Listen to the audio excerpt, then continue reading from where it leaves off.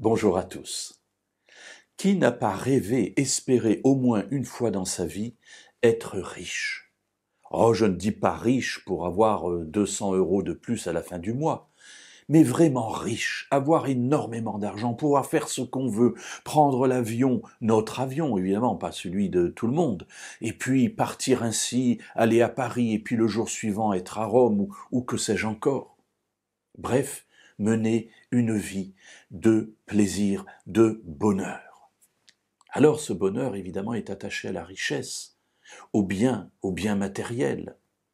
Mais ces biens matériels, quand on y réfléchit, je ne connais pas d'histoire humaine où quelqu'un a été immensément riche sans avoir, à l'opposé, abîmé, écrasé, affaibli d'autres personnes.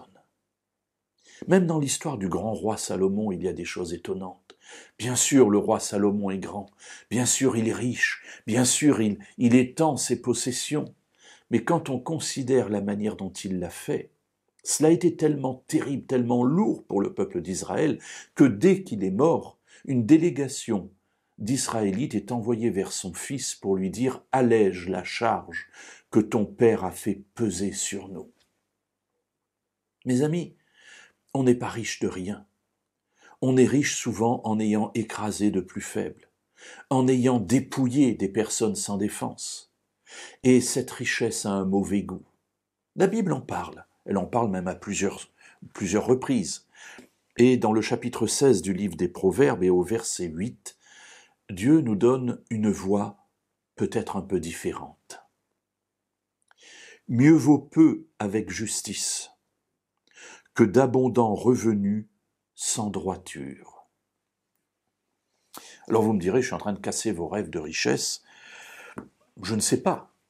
Si Dieu désire vous bénir de cette manière-là, bien écoutez, j'allais dire profitez-en, mais aussi faites-en profiter les autres, parce que, je fais une petite parenthèse, mais je suis persuadé que lorsque Dieu nous donne une richesse, c'est pour qu'on la partage. Bien sûr, ça ne nous empêche pas d'en garder une partie pour nous et d'en profiter, entre guillemets, mais c'est surtout pour qu'on l'utilise pour son œuvre, pour qu'on l'utilise pour soulager la misère des pauvres, des orphelins, des veuves et des opprimés.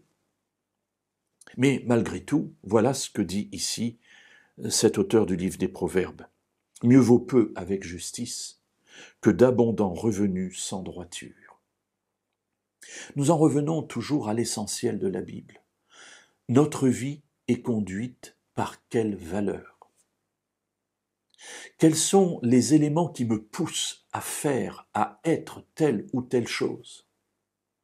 Et ici, le constat est direct. Moi, je préfère avoir peu, mais être dans la droiture.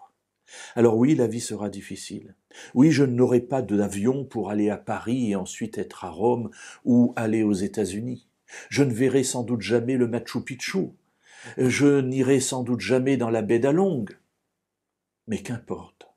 Si je marche dans la droiture, alors je préfère cela. Abondant revenu, acquis sans droiture, la Bible me dit laisse-les de côté. Alors mes amis, cela impose de recadrer un peu nos souhaits, nos désirs, mais combien il est important régulièrement de recadrer nos souhaits et nos désirs.